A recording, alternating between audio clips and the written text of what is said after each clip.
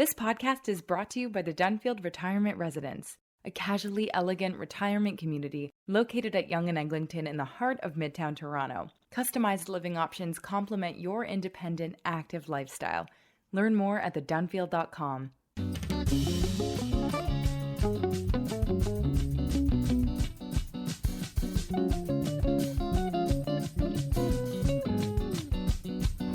Baruch atah Adonai Eloheinu melech haolam shehechianu v'kimanu v'higianu lazman hazeh. And it's got this great rousing ending. Amen. Come on, you can all do that.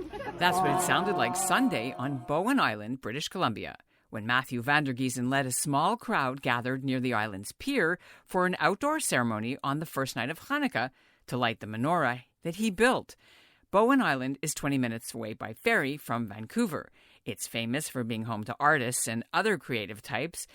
Van der Giessen is not an artist. He's a registered massage therapist, but his 6-foot-tall menorah was built out of 100 pieces of wood he found on beaches around the island. The project was done as a response to a case of anti-Semitism. The menorah now has pride of place at the island's annual display of Christmas trees.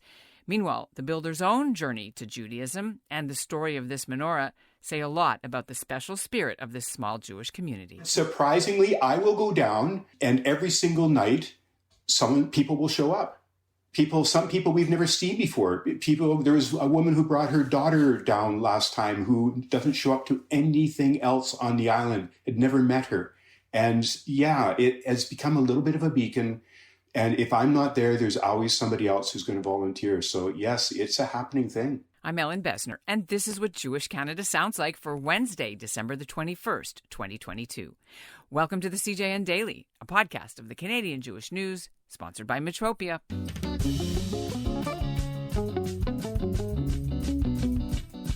It was an encounter with a Holocaust denier in 2021 that got the Jewish community of Bowen Island thinking they should become more visible and showcase their culture and traditions. And the menorah was part of that. So Matthew van der Giessen and his wife spent months building it. The menorah was erected for the first time last year for Hanukkah, and it got a lot of media coverage. This week, the menorah is back, but it needs some technical fixes after some unexpected bad weather and sub-zero temperatures have messed up the electrical bulbs. But the show will go on, says the menorah maker. Matthew van der Giessen joins me now. First of all, you want to tell us a little bit of your backstory. How did you come to be asked to put it together? The driftwood menorah project was part of a larger response that one of our community leaders on the island, in the Jewish community, Ariana, put together because of her experience of an anti-Semitic interaction that she'd had. This was last year in a women's group. And it really got a fire under her that even here on our lovely protected little island, there could be those little snakes of evil surfacing. So she put together a very creative program of getting a series of articles in the newspaper, talking about Holocaust survivors on the island, and at the same time got in touch with a local sort of Christmas-oriented project. It was called part of what's our Christmas-oriented thing here called Light Up Bowen, where the local children's center got people to pay for Christmas trees that they sponsored. It was part of a fundraiser for the children's center. And so Ariana said, how about if we also had a menorah there, and it would be sort of opening up this to be much more of a multicultural or interfaith experience. And then it went, well, then what were we going to put there was the next question, right? And so oh my God, now we have to have a menorah. Yeah, exactly. And, of course, we're all very familiar with, the proliferation of Chabad menorahs as a community thing and in all the different cities I've lived in. And so I went on the internet and started looking at what people did, and realized that on this island, which is so full of artists, we have, I think, hundreds of artists on a 3,500 person population island, there was so much creativity happening, of which one of them was an artist who had created a full-size driftwood mastodon up in the mountains. That was quite a thing for a while because he wouldn't tell anybody where it was. You had to find it yourself.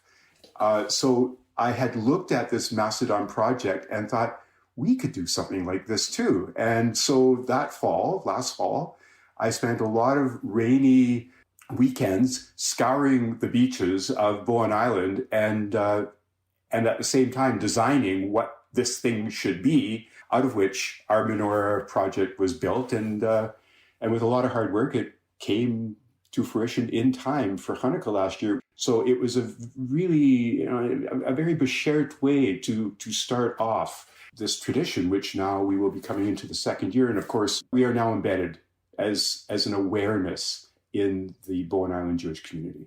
Can we talk a little bit about the actual mechanics of putting this together? Like, first of all, you had to pick, 9 or how many pieces of wood did you have to find?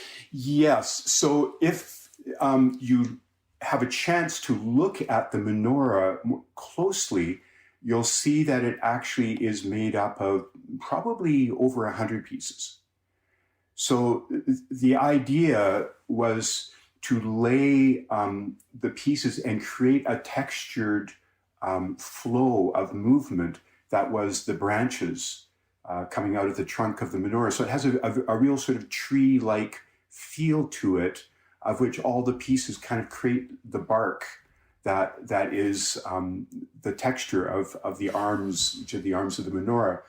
And so to do that, it was laid upon a template of plywood and then built somewhat three-dimensionally around that. Okay, so you made the candelabra base and then you stuck everything on you with what, glue or cement, or how do you? A lot of that was done with air nailing. You have a string of nails, it's called brad nails in it, like a thing that would feed into a machine gun almost, and you hit the handle just like a big stapler, and poof, in goes the nail, and it's very thin, sort of bigger than a staple, but down around a much smaller diameter than a regular nail, because it can be driven in with such precision, and it doesn't disturb in the same way that hammering on something would. Where do you keep it when it's not out? In a shed.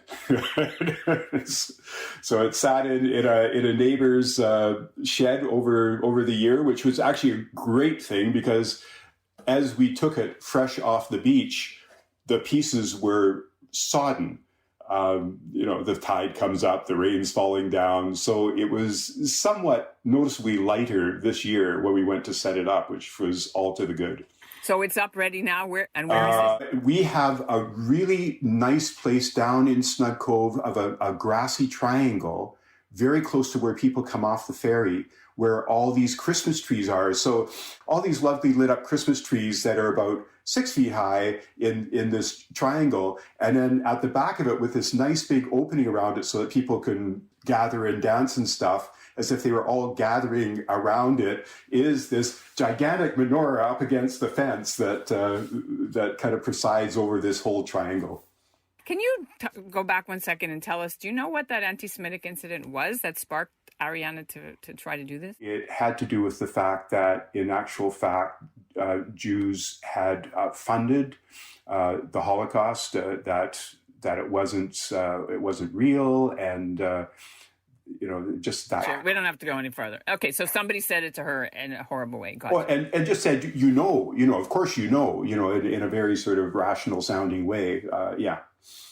You personally also have a kind of a similar trajectory, I think, to your pieces of driftwood that were found and became part of the Jewish tradition, just as you as well, I was told, were not born Jewish, but chose to become Jewish. Is that right? Thank you. Yeah, that's true. I married a Jew, and counter to, the usual expectations, we were both quite happy with sort of, having a common sort of spiritual orientation that didn't include having to actively belong to any religious organization. Rebecca, was a very non-observant Jew, had grown up that way. But as we started raising our children, and our children started running into, all the sort of Christian influences that can happen in schools. At a certain point, when our kids came home with Christian comic books, she kind of said, that's it. We can't do this anymore. And it happened to be the beginning of school. It was the fall. The next weekend, some friends of ours were not in town and said, you can have our seats for High Holy Days. And my first experience of coming into a shul was coming down the aisle of an Orthodox service. And I was just gobsmacked. And so I hung out in Judaism for a number of years, raised a Unitarian, not really thinking that I needed to kind of latch on to anything. It was a very sort of inclusive orientation to the world I'd grown up with. But it came to a certain point, I was taking a training that required me to have a religious orientation. It was a pastoral counseling training program. And so I got challenged on why have you not committed to something? And I said, well, let me look at that over the summer. And I went to our local rabbi and said, well, what if I wanted to, convert it? It being conservative Orthodox. And because he was very traditional, he refused me several times. But I had some very good friends who said, well, you can start studying with us and check this out and see whether this is really something you want to take on. And so it became very easy for me to, 15 years into our relationship, no, longer than that, 20 years, to convert. And it just so happened, because it's 20 years, we did, at the day of our 20th anniversary, we did a remarriage, a Jewish marriage ceremony as well. And I've never looked back. What does it mean to you to have done this menorah with your wife, your family? What do your kids think about this? We have 4 children, and they really, because they grew up in that first part of their life without a strong Jewish influence, a lot of their language of their life was very Christian culture oriented, and so as Rebecca and I slowly moved into Judaism, they were kind of like, what? Like, we had all these nice traditions, and why are you guys leaving us? And yet, as they started raising their own kids, they have been starting to have those traditions themselves. And so they had their own menorahs that they light. And sometimes... Did you make those for them? No, I think, unfortunately, I'm not that compulsively handy. So yeah, no, those were, some of them they bought themselves. Some of them we bought for them. We have a little bit of a collection of menorahs ourselves. And there will be one sort of old school one that actually uses sort of like Shabbat stick candles that we actually found in a museum in Albuquerque, of all places, that we are kind of our official lighting one. And I've also made a larger plywood one with little battery lights that we'll put outside our house, to sort of do the publication of the, letting everybody know this is what we're doing at our place. This menorah that is now out ready to go, do you have to have security or any protection? Has there been any pushback or any danger of damage to it for anti-Semitic or other vandalism? No. And I think that kind of overt action would be very difficult to do in a small island community. What do you use to light? Does you use oil, gas, flame? Wood. It's going to burn down. You have to be careful. Those party, the party light bulbs that people use out in their decks and stuff like that. That's what we're using. And if we get a new infusion of money, say like next year, as these burn out, you can actually get ones that have kind of like a LED control on them that actually make them look like flames. So that would be really exciting. And that's what Jewish Canada sounds like for this episode of the CJN Daily, sponsored by Metropia. Integrity, community, quality, and customer care. Today's listener shout-out goes to Len Bennett in Ottawa.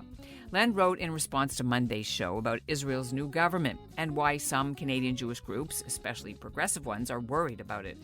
Bennett says, quote, a right-wing government means strength to fight terrorism and the feuding Arab factions competing to replace Mahmoud Abbas's kleptocracy. He writes that it means standing up to far-left American and EU politicians and NGOs, and it means opening the door for the Arab League to help the Palestinians end their intransigence, make peace with Israel, and finally form the state they want to claim. Unquote. Tomorrow, we'll tell you about the last in our series about the menorah makers. We'll be profiling Marie Levine of Ottawa. She's the creator of the Matrix glass menorahs. Thanks for listening, and send me your menorah photos to ebessner@thecjn.ca. The Dunfield Retirement Residence offers customized living options to complement your independent, active lifestyle. Welcome home. Welcome to the Dunfield. Visit us at thedunfield.com to book a personal tour.